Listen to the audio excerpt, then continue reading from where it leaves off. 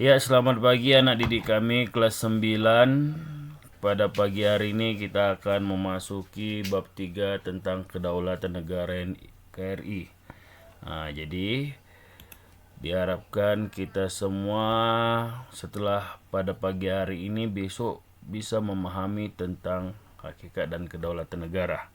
Adapun tujuan pembelajaran kita pada pagi hari ini pertama memahami hakikat dan pengertian kedaulatan, menjelaskan sifat-sifat kedaulatan, kemudian menyebutkan bentuk-bentuk kedaulatan, serta menjelaskan jenis-jenis kedaulatan. Jadi setelah pagi ini, besok kalian kalau ditanya pengertian kedaulatan, kalian sudah memahaminya, serta menjelaskan sifat-sifatnya beserta bentuk. Kalau bisa menjelaskan juga jenis-jenis kedaulatan. Ya, selanjutnya, hakikat dan pengertian kedaulatan. Kedaulatan itu berasal dari bahasa Arab daulah. Daulah itu artinya menunjukkan kekuasaan atau kekuatan. Karena di Arab pada masa dahulu itu terdiri atas banyak suku atau banyak marga di situ. Jadi setiap suku atau marga itu selalu terjadi perperangan untuk menguasai dan mengatur suku-suku yang lain. Siapa yang menang, dialah yang berdaulat, dialah yang berkuasa. Sejak itu muncullah istilah daulah, itu artinya kekuasaan. Kekuasaan yang disertai dengan kekuatan. Jadi arti kata daulah itu adalah kekuasaan atau kekuatan kelompok tertentu untuk mengatur orang lain. Itu pada masa di Arab itu seperti kedaulah Abbasiyah, ini artinya yang berkuasa adalah suku-suku Abbasiyah.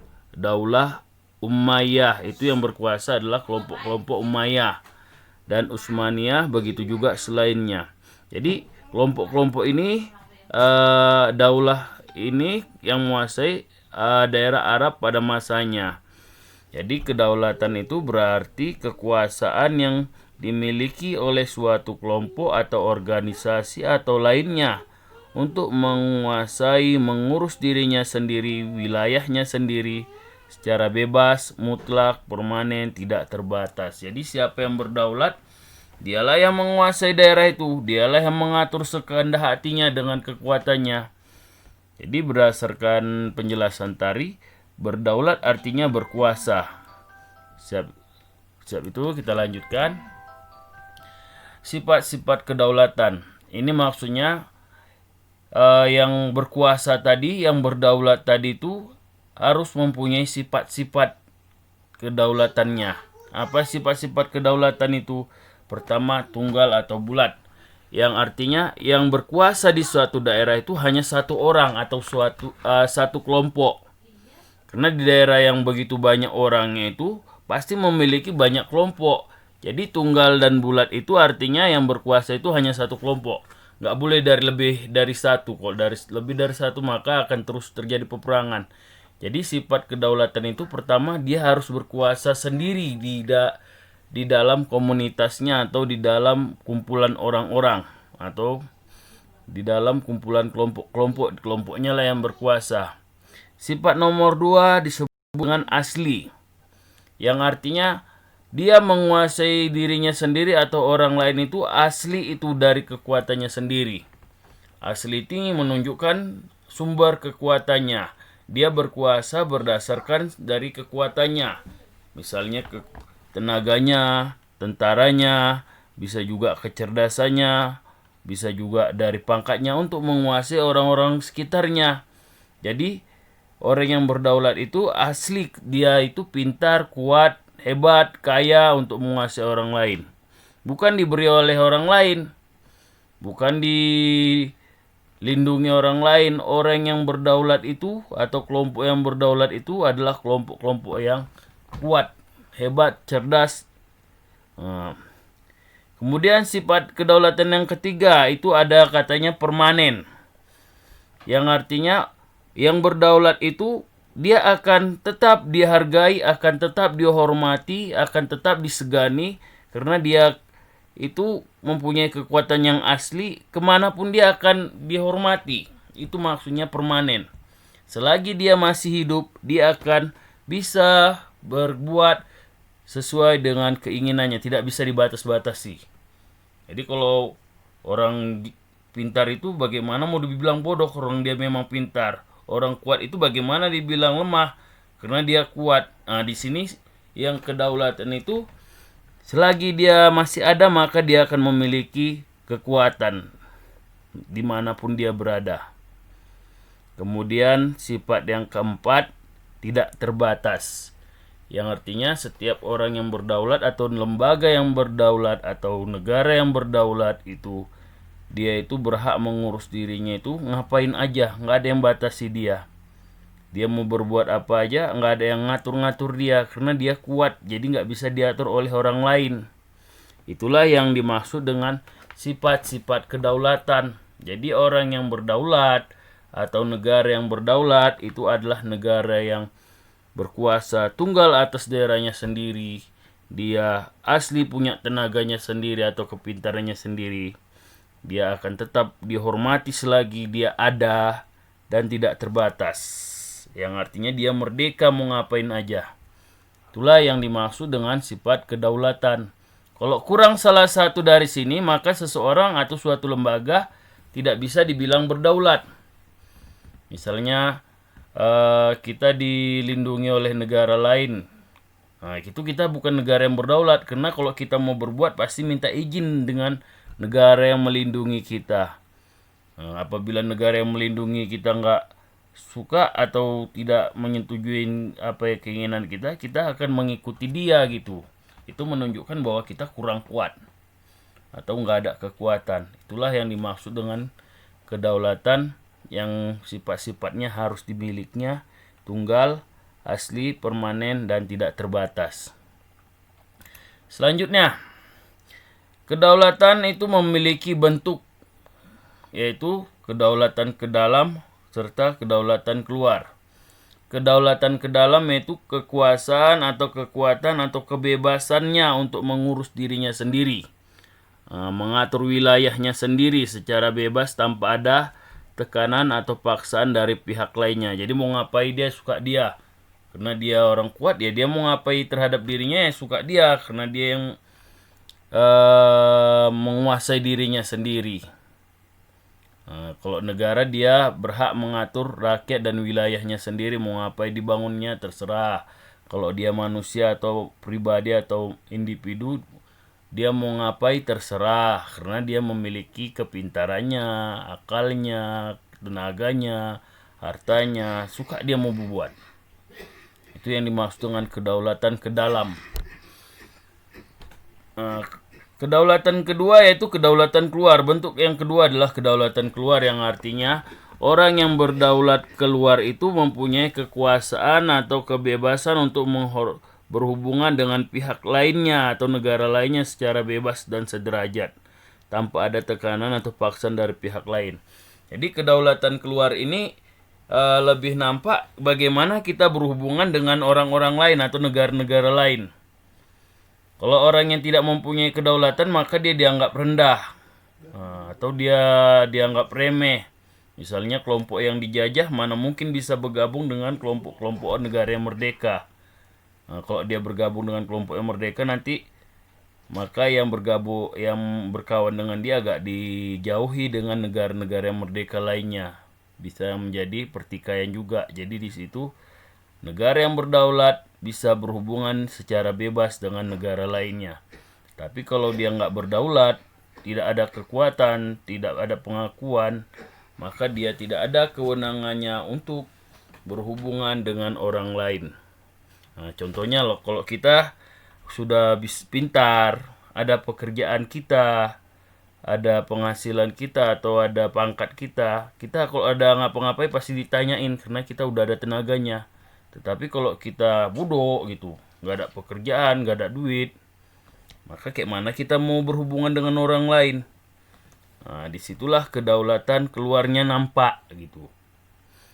Jadi kedaulatan itu ada dua bentuk, yaitu ke dalam dan keluar. Selanjutnya, kedaulatan itu dibedakan. Sebagaimana dengan dulu kita belajar norma itu ada jenis-jenisnya, maka kedaulatan juga ada jenis-jenisnya.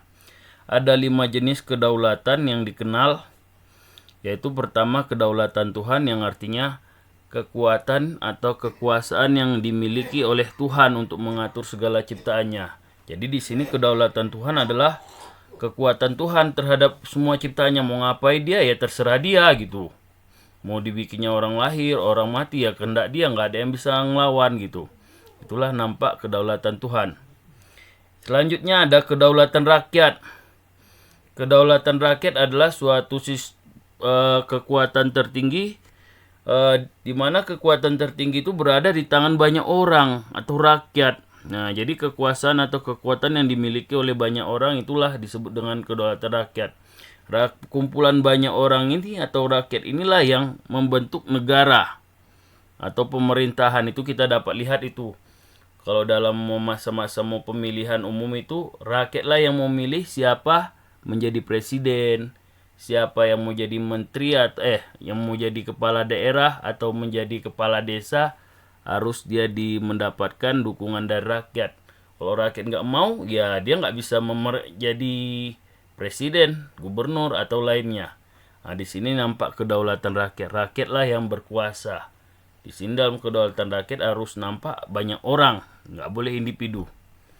Yang ketiga ada kedaulatan raja. Kedaulatan raja adalah kekuatan atau kekuasaan yang dimiliki oleh satu orang, ya, raja.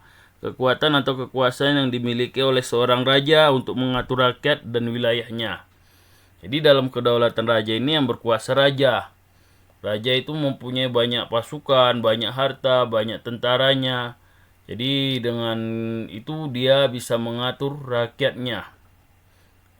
Nanti kalau dalam kedaulatan raja ini, kalau rajanya meninggal, maka yang meneruskan adalah anaknya atau putra mahkotanya. Jadi nggak bisa berpindah ke orang lain. Beda nanti dengan kedaulatan negara. Kalau kedaulatan negara, nanti kalau di sini udah habis masa pemerintahan, maka kembali ke rakyat untuk menentukan siapa yang memerintah.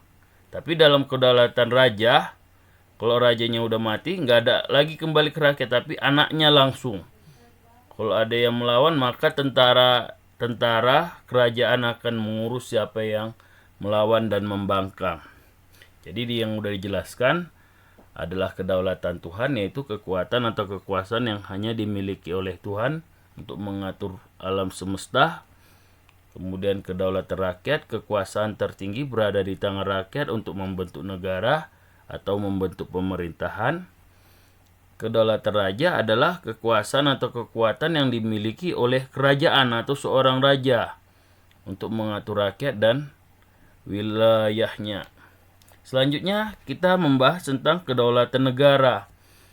Kedaulatan negara adalah suatu kekuasaan yang dimiliki oleh negara atau pemerintah untuk mengatur rakyatnya dan wilayahnya serta sumber-sumber daya alamnya untuk mencapai tujuan bersama. Tujuan bersama ini artinya tujuan rakyat dan pemerintah. Karena di sini dalam kedaulatan negara, negara itu dibentuk oleh rakyat. Rakyat yang memilih siapa yang menjadi presiden dan lainnya. Sesudah udah dipilih mereka akan memberi kedaulatan atau kekuasaan kepada negara atau pemerintah mereka untuk mengatur semua. Tapi dengan catatan, pemerintah atau negara mengolah sumber daya alam mereka untuk kepentingan bersama. Inilah makanya negara atau pemerintah mempunyai kekuasaan untuk mengatur rakyat dan wilayah serta sumber daya alamnya untuk kepentingan bersama.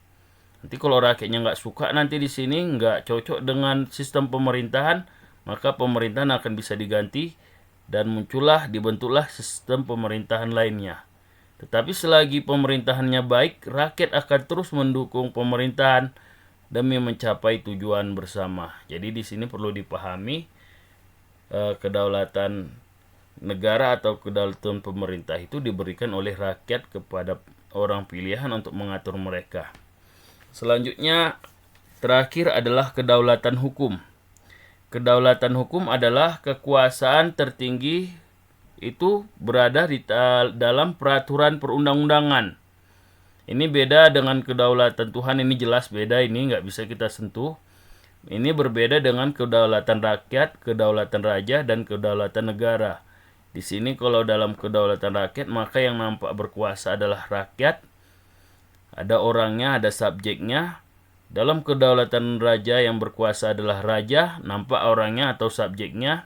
Dalam kedaulatan negara, yang berkuasa adalah pemerintah atau orang-orang yang dipilih rakyat. Ada subjeknya atau orangnya atau bendanya. Di dalam kedaulatan hukum itu nggak ada subjek atau bendanya. Karena yang berkuasa itu adalah aturan yang sudah dibuat oleh rakyat dan pemerintah. Yang paling tinggi adalah peraturan atau hukum yang dibuat rakyat bersama dengan pemerintah atau pemerintah bersama rakyat. Jadi dengannya ada aturan itu, maka rakyat dan pemerintah harus melaksanakan aturan demi ketertiban. Siapa yang melanggar aturan, baik pemerintah maupun rakyat akan dihukum. Nah, jadi di situ dalam kedaulatan hukum, hukumlah yang menjadi kekuatan tertinggi dalam suatu negara yang akan mengatur rakyat dan pemerintahannya. Nah, jadi itulah jenis-jenis kedaulatan. Ada kedaulatan Tuhan, kedaulatan rakyat, kedaulatan raja, ada kedaulatan pemerintah atau kedaulatan negara, serta kedaulatan hukum. Kalau ada yang mau ditanyakan, silahkan hubungi WA Bapak. Dan silahkan mengerjakan tugas untuk pemahaman dengan cara ringkaslah materi yang sudah kita jelaskan tadi, pengertian kedaulatan itu apa, sifat-sifat kedaulatan itu bagaimana, sebutkan bentuk kedaulatan, dan jelaskan jenis-jenis kedaulatan.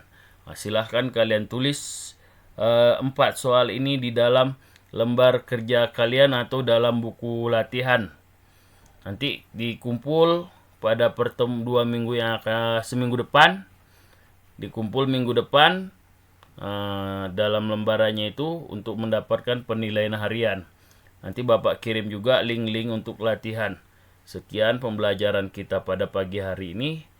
Terima kasih, tetap sehat, jaga kesehatannya, cuci tangan pakai masker. Horas.